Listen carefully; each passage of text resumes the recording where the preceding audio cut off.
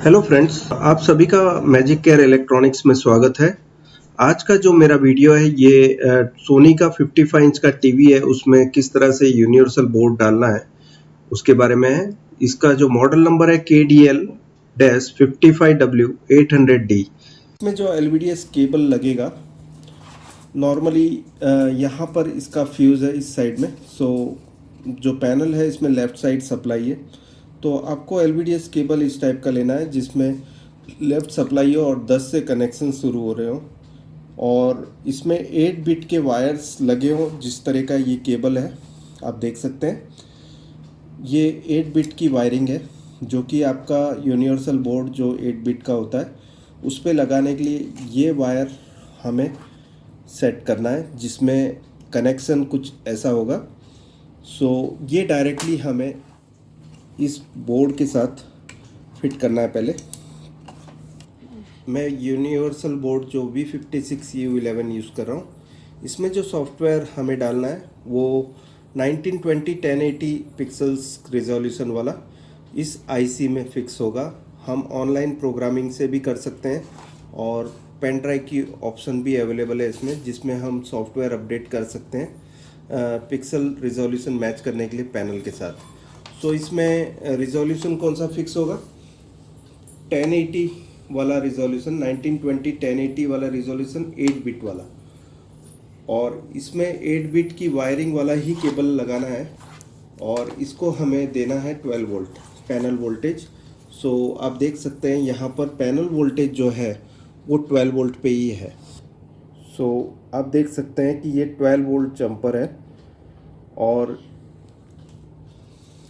और ये readymade cable ना भी मिलता हो तो आपको 10 बिट की वायरिंग नहीं करनी है, इसमें 8 बिट की वायरिंग करनी है। डायरेक्ट सोल्डरिंग कर सकते हैं आप डायरेक्टली टेस्ट पॉइंट्स पे, लेकिन ध्यान ये रखना होगा कि टेस्ट पॉइंट्स पे जब भी सोल्डरिंग करते हैं तो वो ट्रैक बहुत ही डेलिकेट होती है। हल्का सा अगर जो खिंचाव भी ये ट्रैक तोड़ सकता है, तो ध्यान ये रखना है कि इसके साथ कोई भी टैंपरिंग नहीं होना चाहिए।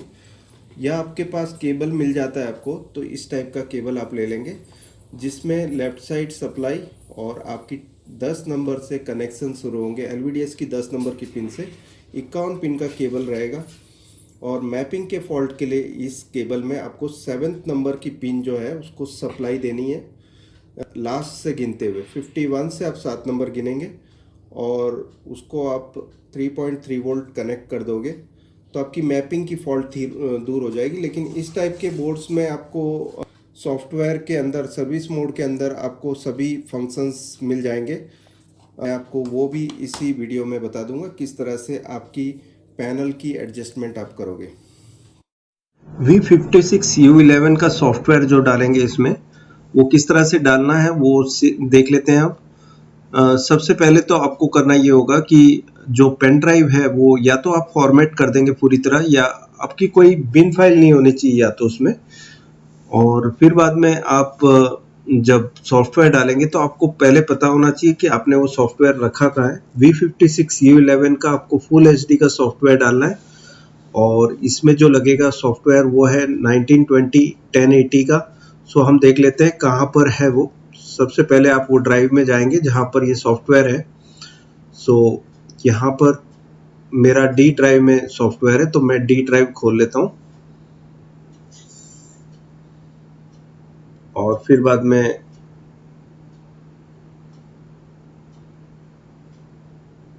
फर्मवेयर 1 में यूनिवर्सल बोर्ड और उसमें V56U11 मैजिक केयर ओके, और फिर बाद में LG के उसमें से मैं 1920 1080 का एक सॉफ्टवेयर ले लेता हूँ और कॉपी पेस्ट कर देता हूँ इसको पेन ड्राइव के अंदर।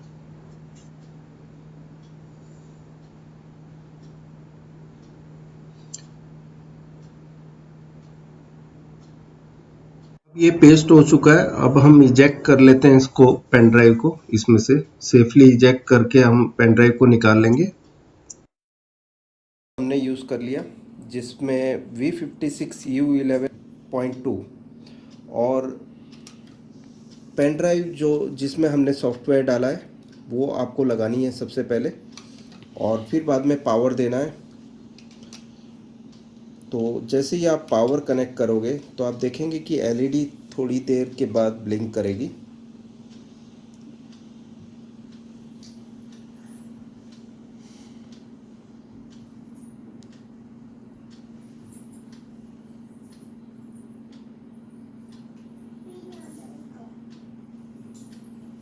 ब्लिंक कर लेने के बाद ये फास्ट जो ब्लिंक होगा उसके बाद फिर रिस्टार्ट हो जाएगा। आप देखेंगे कि अब येलो लाइट हो गई है। तो ये जो सॉफ्टवेयर था इस आईसी के अंदर कॉपी हो चुका है।